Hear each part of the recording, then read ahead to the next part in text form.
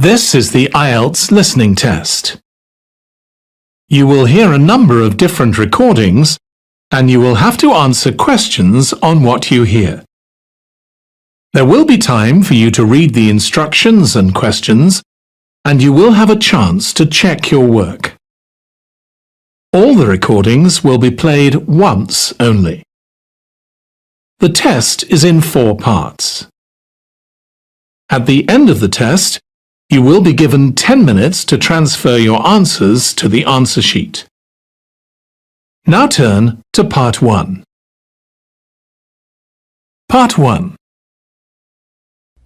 You'll hear an interview conversation between a banker and a customer. First, you have some time to look at questions 1 to 7.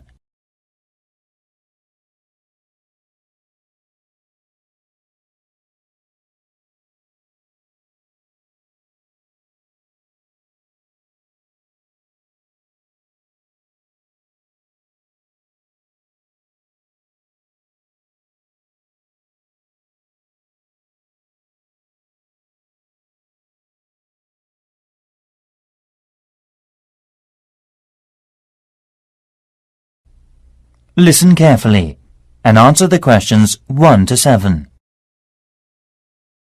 Hi, can I open a bank account, please? Sure, come on in. Make yourself at home. I'll just get some details for you. It won't take long. OK, right. What kind of account do you want? A deposit account. OK, I've got the application form here then. Have a look at this leaflet. We have several types. I've decided on the one called Classic. Good, that's fine. Can I have your full name, please? Yes, it's Jonathan Fox. That's J-O-N-A-T-H-A-N. Oh, right. Thank you. And what's your date of birth, please? The 21st of January, 1970. Right. Do you have another bank account in the UK? No, not yet. This is the first one. OK, fine. And what is your address in the UK, sir? 10 Island House, South Quay. That's East London, isn't it? Yes. Near Canary Wharf, right? Yes, that's right. How long have you been at your current address?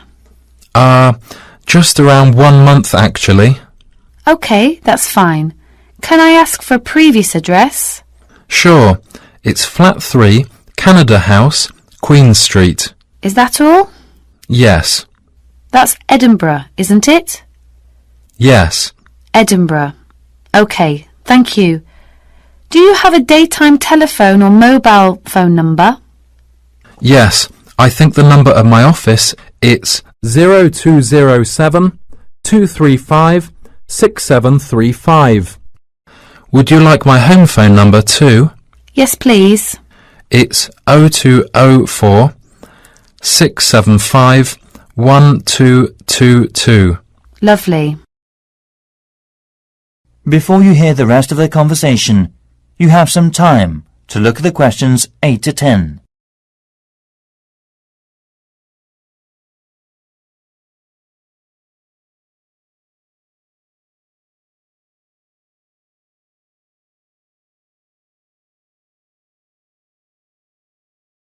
Now listen and answer questions 8 to 10. Right. What do you do for a living in the UK, sir? I am working at an English language school in central London as a tutor. It's my main job. OK. Now we usually ask for a piece of information for checking your identity, for security reasons, if you phone us. Sure. What name is your mother's first name? Because it's less likely to be known. OK, it's Monica. Thank you. Yes, M-O-N-I-C-A. It's Russian. OK, good. And how much would you like to open your account with? I've only brought £1,000. OK, fine. How often would you like to receive bank statements? I won't be needing bank statements. What about an online banking service? OK, just a moment please. Can I check in the box on the screen? Sure. I was also wondering about a mortgage service. Sure. Can you just wait a moment? I'll introduce you to a mortgage marketing manager. Thank you.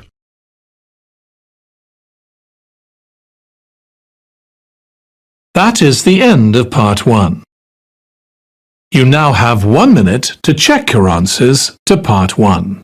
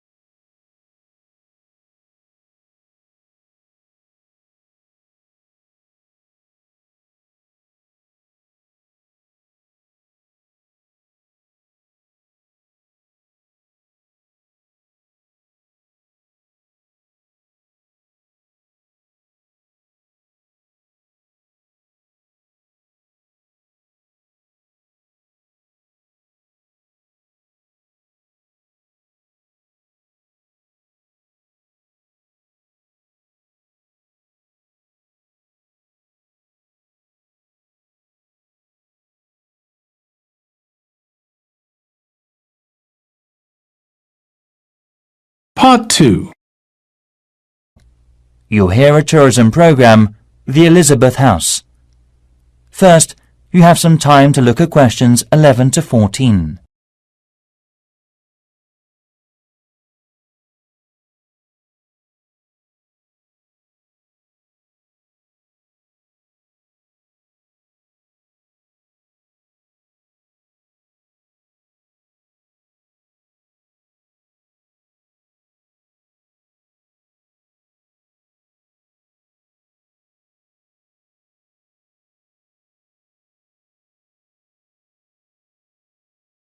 Now listen carefully and answer the questions 11 to 14.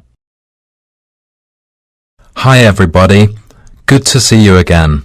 This morning I'll tell you about the Elizabeth House in Canterbury, once home of the famous carpenter Jonathan Owen.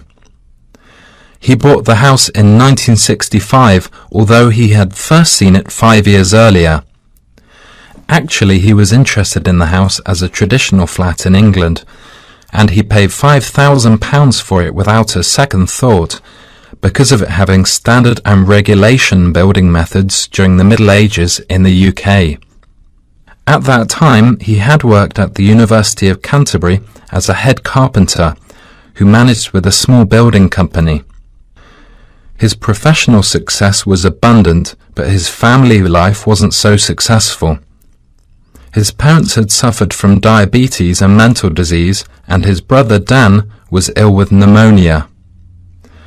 Moving to Elizabeth House, he started his new life. Jonathan considered the home a pure example of traditional East England country house and did some of his successful building structure work here. The backyard and garden of the house became calm and peaceful. The materials used to make the wall, chimney and roof were collected from the local area. Most of all, oak trees were in the front of the main gate. Before you hear the rest of the program, you have some time to look at the questions 15 to 20.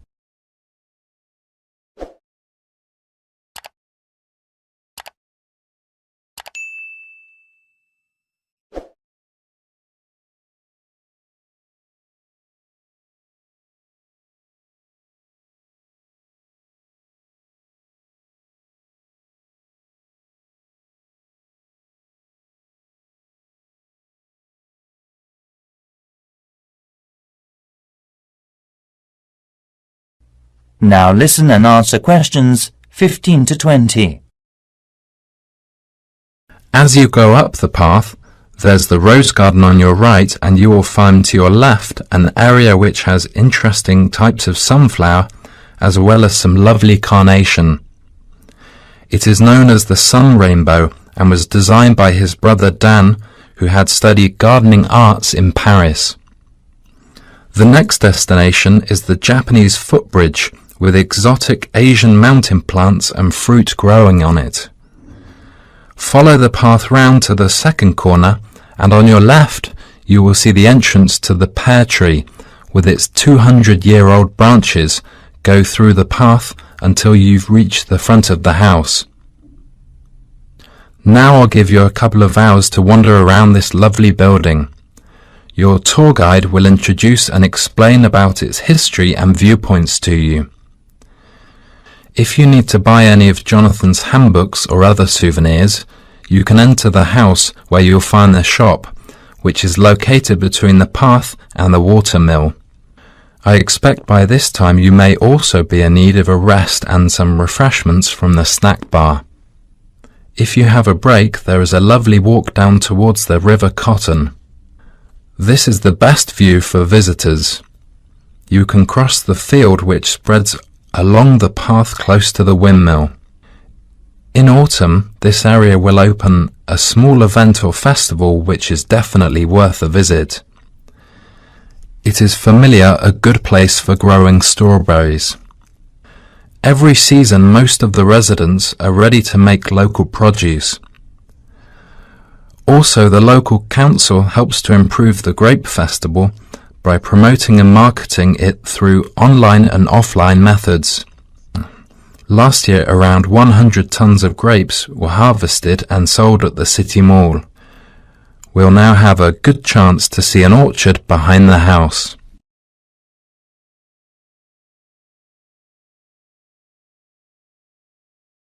That is the end of part 2. You now have 30 seconds to check your answers to part 2.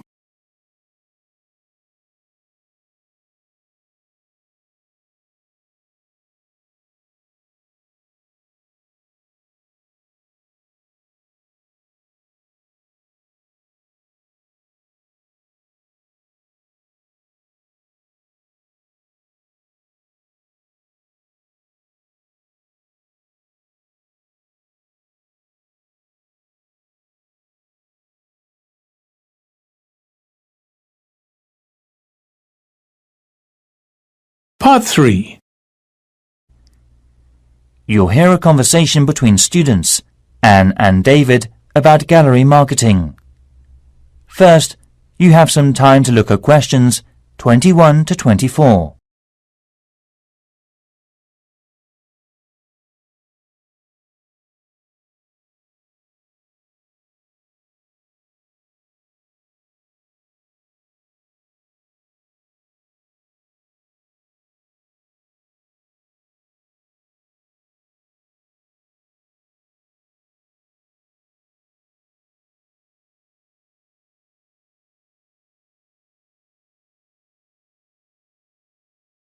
Now listen carefully and answer the questions 21 to 24. Anne, we really need to get working on this gallery marketing assignment.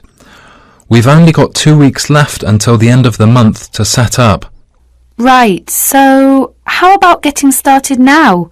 We need to work through the instructions. Well, we must search for one area from tourism industries, like the museum or gallery. There are lots of sites online. What are they about? The National Science Museum, the History Museum, the War Museum, the Tate Modern Art Gallery, and so on. You got more?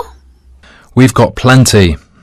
I've got an idea to find out the best comment.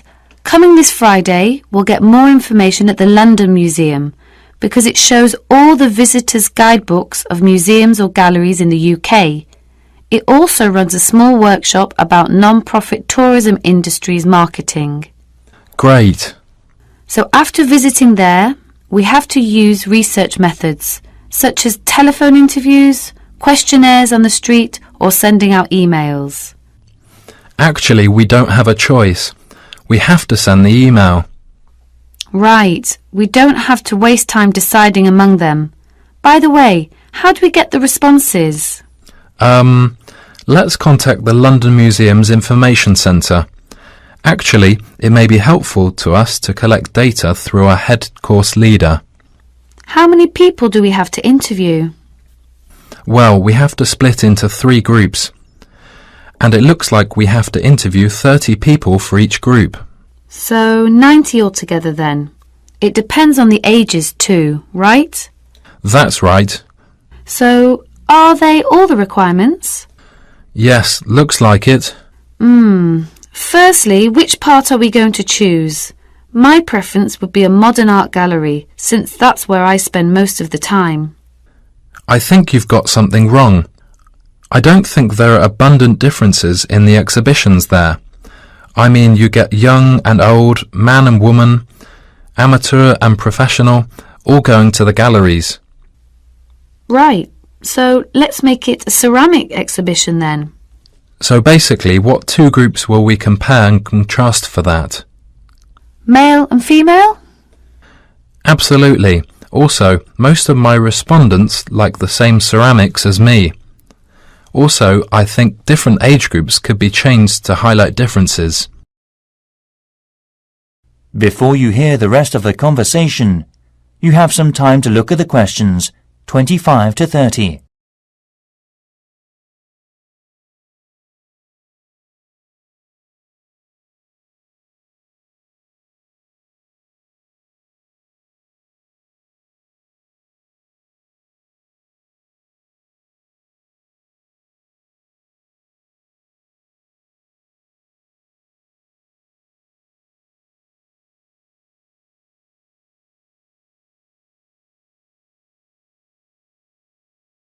Now listen and answer questions 25 to 30. I think you're right. I'll take some comment. The age groups are teenagers, 20s, 30s, 40s and over. What do you think about this? Great. That will give us more detail. So how about the kind of ceramic they like? Let's give them some options and then we can just tick boxes. OK, let's have Asian, European, African. What else? Something special?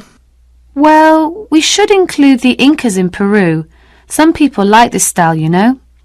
OK. And then we should know about their understanding of ceramics. They can learn about that thanks to a gallery curator who can inform them about the patterns and markings through picture and local clay. I'm curious about how they were made. I mean a process with painting and things embedded on the surface. At that time, the equipment and materials were not good, compared with the present day. I agree. We should also include an earthen vessel, of course. Right. The next step could be about where they were actually from. They were made from local clay, weren't they? Things such as mountain, lake, basement and so forth. I think so. One more thing is the colour on the bottle. How did the ancients get the tone? On the internet, it said they got it through dried plants. They were working again to make a tone, drying and sorting. OK, I see. To get more hard tone, they included other strong herbs or something. At that time, the colours were used by the rich with property. Great. You've got plenty of data, David. No, it's just beginning. We have to look for something special with more details and history for the presentation next week. That is the end of part 3. You now have 30 seconds to check your answers to part 3.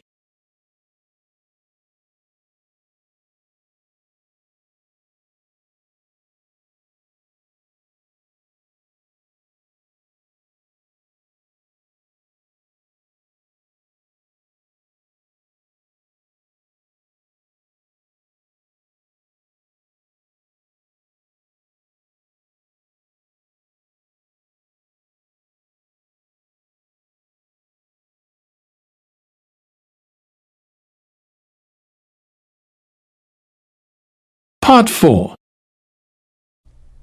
You'll hear part of a lecture given by a waste recycle management's professor. First, you have some time to look at questions 31 to 40.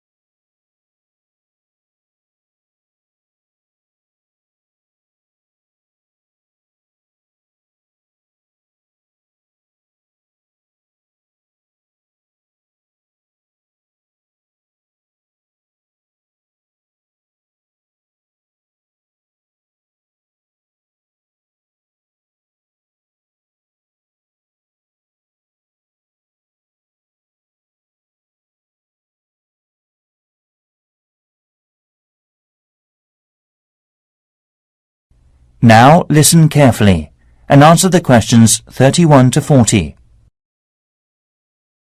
Hi everyone. This morning I'm going to talk to you about flea markets in England. At first we were surprised to learn that only 15% of people here in England make an effort to collect waste. That is lower than other European countries. Also, it might be falling within a couple of years' time unless the government makes a severe regulation for industries and local residences. The UK government's target means that by 2012 we must decrease our waste emissions by 45% compared with 2000.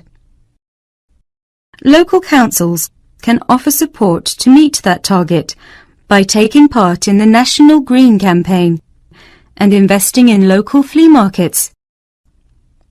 Most of all, these markets reduce waste emissions from landfill sites. A flea market, or swap meet, is a type of bazaar where very cheap or second-hand goods are sold or bartered for. It may be indoors, like in a warehouse or school gymnasium, or it may be outdoors, like in a field or under a tent. The flea market vendors display the goods used on the table for selling, such as a few unwanted household items to operate commerce, including a variety of used living products.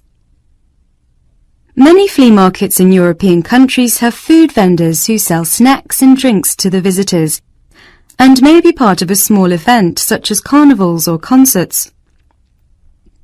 As part of our research, our team carried out a questionnaire with people in the local area.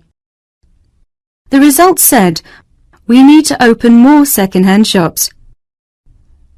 However, one problem is that there is a lack of information and marketing.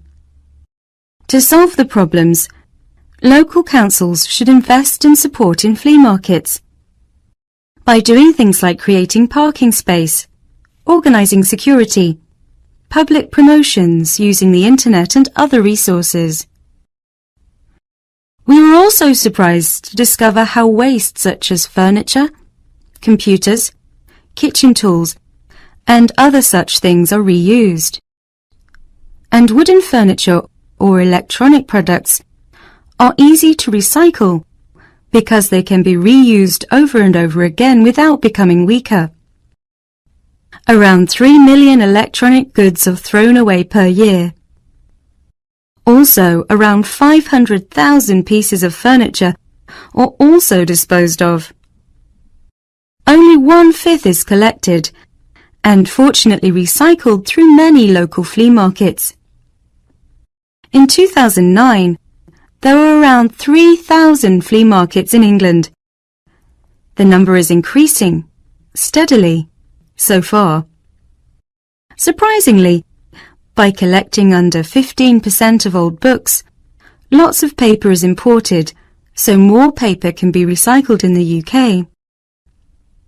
Europe recycles 50% of its paper, and Germany recycles 80% of its paper. When recycling launched, there were quality problems, so it was so hard to reuse paper in office sheets. However, these problems have now been solved, and Union of the Flea Markets based in East London produces high-quality recycled paper.